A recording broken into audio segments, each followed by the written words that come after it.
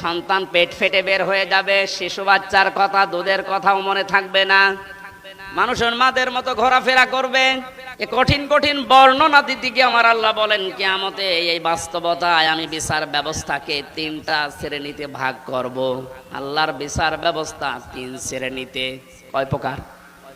সূরা বাকারার 281 নম্বর আয়াত আমরা পড়েছি। আয়াতের ভেতরে আল্লাহ ওইটা জানাচ্ছেন, ওয়াত্তাকু ইয়াওমান তুরজাউনা ফীহি ইলাল্লাহ।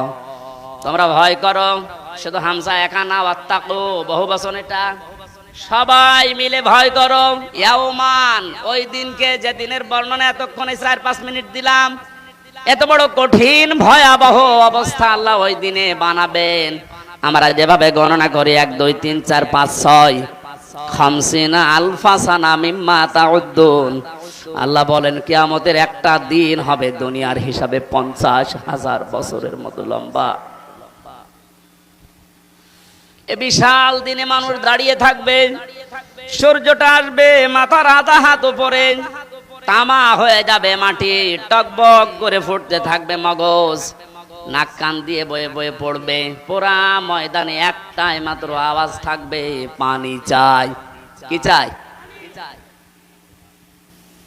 তখন আসবে মাত্র আধা হাত বা এক বিঘত উপরে। এ কঠিন অবস্থাতে মানুষ একটাই আওয়াজ দিতে থাকবে সারা ময়দানে, পানি চাই, পানি চাই, পানি চাই।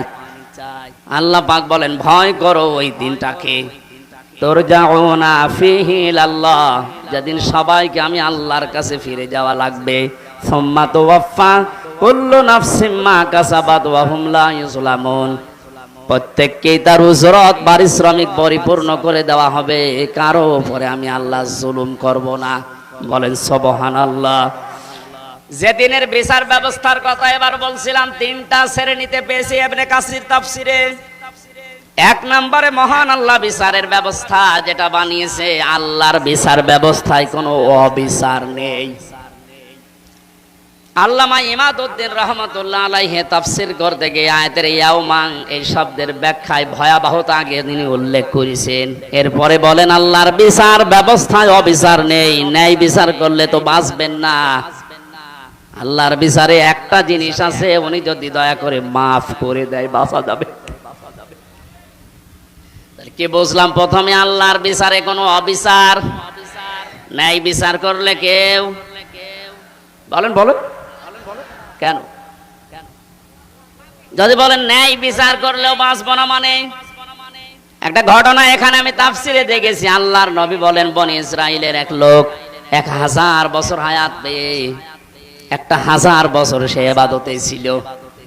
দিনের বেলা রোজা রাখা অবস্থায় জিহাদের ময়দানে কাটাতো, আর রাতের বেলা সেজদা দিয়ে তাহাজ্জুদের নামাজে। একদিন মনে মনে ভাবতেছে আমার যে ইবাদত আমি জান্নাত পেয়ে যাব, আল্লাহর দয়া লাগবে না। আল্লাহ রাব্বুল আলামিন তাকে ঘুমের ভেতর একটা স্বপ্ন দেখিয়েছে। ঘুমের ভেতর এসে দেখছে কিয়ামত কায়েম হয়ে গেছে। মহান আল্লাহ তাকে বিচার করার জন্য ডাক দিয়ে বলছে, বান্দা যা, জান্নাতে চলে যা। লোকটা মনে মনে চিন্তা করে, আমি এত বছর ইবাদত করলাম, আল্লাহ আমাকে একটু থ্যাংক ইউ, ধন্যবাদ, স্বাগতম, শুভেচ্ছা কিছুই দিল না, খালি বলছে যা জান্নাতে চলে যা। একটা কথা হইল? আমি যা করেছি আমার এইটা নিয়েই তো আমি জান্নাত পেতে পারি। আল্লাহ তার মনের অবস্থা বুঝতে পেরে ডাক দিয়ে বলে, বান্দা ফেরেশতারা একে নিয়ে জাহান্নামে যে জায়গায় গরম ওঠে ওই জায়গা দিয়ে একটু ঘুরিয়ে নিয়ে আয়।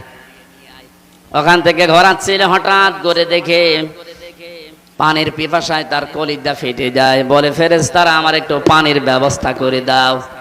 ফেরেশতারা বলছে, এখানে ফ্রি পানি পাওয়া যাবে না, পানি পেতে হলে তোমার ইবাদতের কিছু আমাদের দেওয়া লাগবে। যা করেছে এতদিন অর্ধেক দাও। জীবন বাঁচে না, ইবাদত করবো কি, দিয়ে দিলাম অর্ধেক।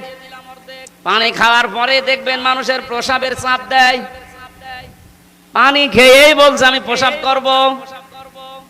এখানে প্রসাব যেখানে সেখানে করা যাবে না, ব্যবস্থা আমরা করে দিতে পারি, বাকি যা আছে ইবাদত ওইটাও দিয়ে দেয়া লাগবে। বলে, আমার এদিকে সহ্যের বাইরে চলে যায়, করব কি, ওটা যা দিয়ে দিলাম। আমার আল্লাহ এবার ডাক দিয়ে বলে, বান্দা 1 গ্লাস পানি ভেতরে ঢোকাইলে আর 1 গ্লাস বের করে ফেলে দিলে, এতটুকুর কারণে 1000 বছরের যা ছিল পুঁজি সব দিয়ে দিয়েছো।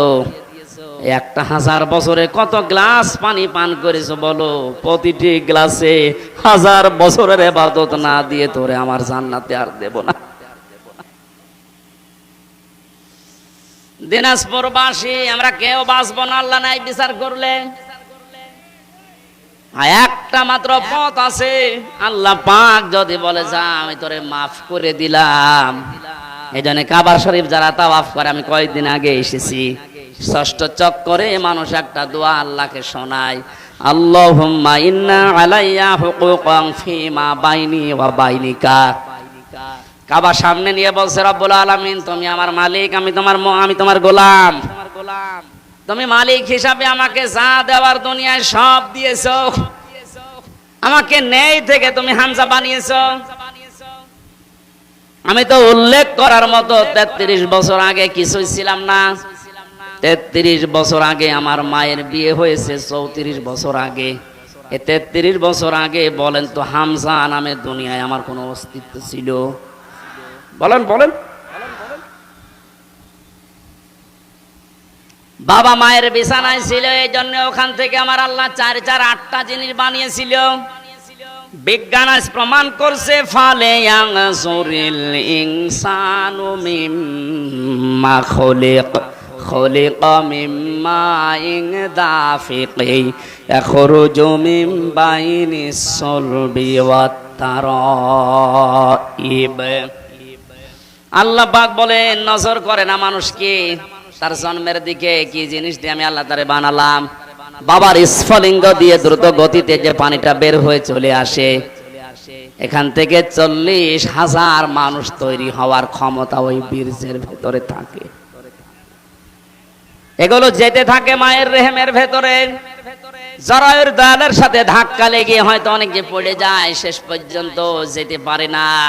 আমি আল্লাহ দয়া করে তোকে ওখানে পাশ করিয়ে হামজা বানানোর জন্য পৌঁছিয়ে দিয়েছি। ওখানে যাবার পরে মায়ের যে নাপাক পানিটার থলি ছিল, ওইটা দিয়ে বাবার এইটা দিয়ে আল্লাহ 4 8টা জিনিস বানান। চুল, রগ, হাড় আর পর্দা, রক্ত, গোশত, চর্বি আর চামড়া। বিজ্ঞান এখন কম্পিউটারে দেখতে পাচ্ছে 8টা জিনিস হলে মানুষ হয় না। মানুষ পরিপূর্ণ রূপ দিতে হলে 13টা জিনিস লাগে। কয়টা?